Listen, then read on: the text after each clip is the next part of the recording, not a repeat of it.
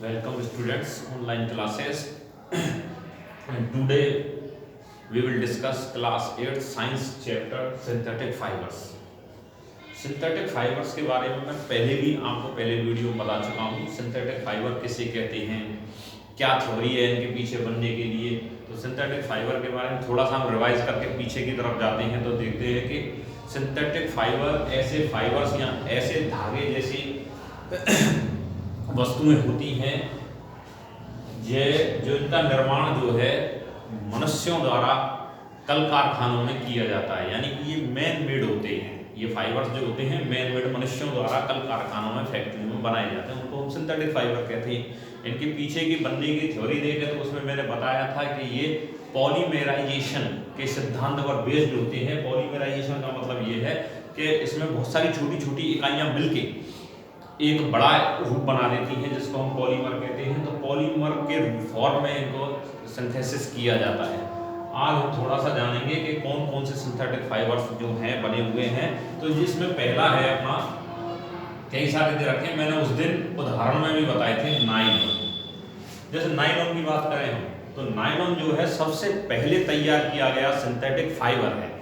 सबसे पहले synthetic fibres में इसी का निर्माण किया गया था।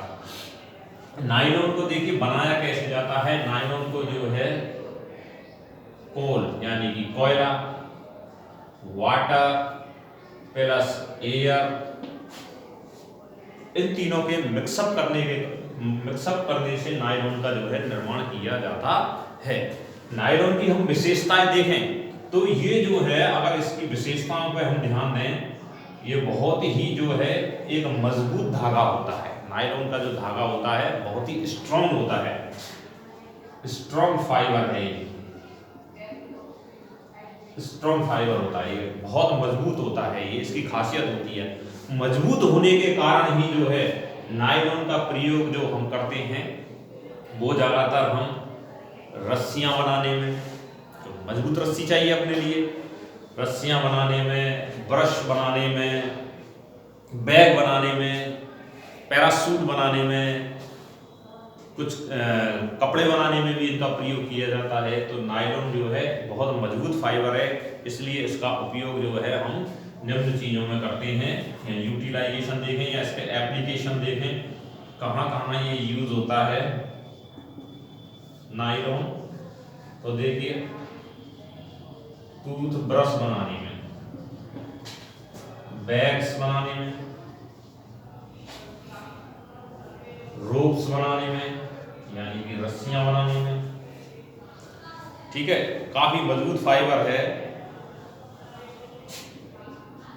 टेंट्स बनाने में, जो टेंट तंबू जो होते हैं जो लगाए जाते हैं हिली एरियाओं पर, पहाड़ी एरियाओं पर, मैदानी एरियाओं पर लगाए जाते हैं, इनको बनाने में।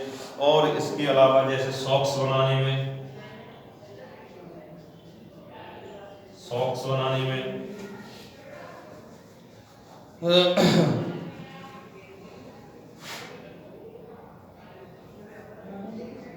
आदि में इनका प्रयोग किया जाता है।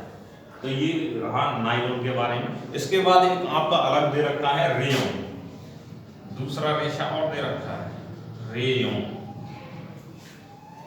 रेयॉन क्या होता है? रेयॉन भी एक सिंथेटिक फाइबर है, यानी कि इसका भी निर्माण मनुष्यों द्वारा किया जाता है। ये हमें प्रकृति से नहीं मिलता है, लेकिन इस रेशे की एक खासियत है, क्योंकि ये जो रेशा होता है एक सिल्क, यानी कि जिसको हम कहते हैं रेशम सिल्क, जो नेचुरल सिल्क होता है वो तो हमें मिलता है।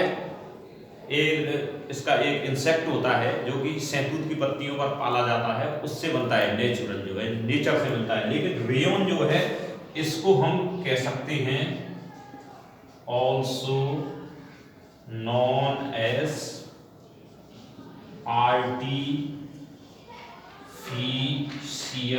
सिल्क, यानी कि इसको हम कृत्रिम रेशमी धागा भी कह सकते हैं। ये जो सिल्क है वो तो बहुत महंगा आता है जो नेचुरली होता है, लेकिन ये इसका एक अल्टरनेट है, विकल्प है। रेयॉन जो है एक विकल्प के रूप में लिया जाता है, इसीलिए इसको आर्टिफिशियल सिल्क भी कहते हैं, क्योंकि ये कृत्रिम रूप से बनाया जाता है। इसकी देखिए सिल्क का जो है हम यूटिलाइजेशन कहाँ कहाँ करते हैं। अच्छा ये थोड़ा सा देखें ये बनाया कैसे जाता है। ये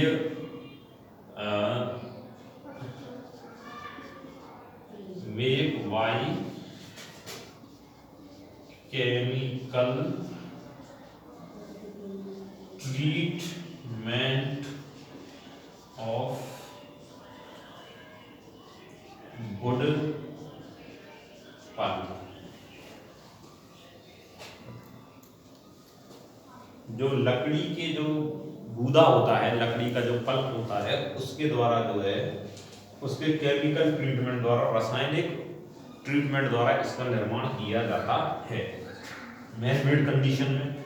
इसके जो एप्लीकेशन देखें हम, यानी कि इसके उपयोग देखें,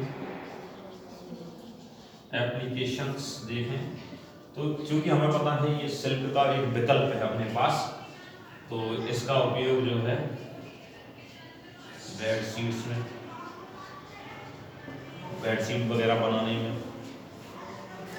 दूसरा है इसका अच्छे सुंदर कारपेट्स बनाने में आदि में इसका उपयोग किया जाता है।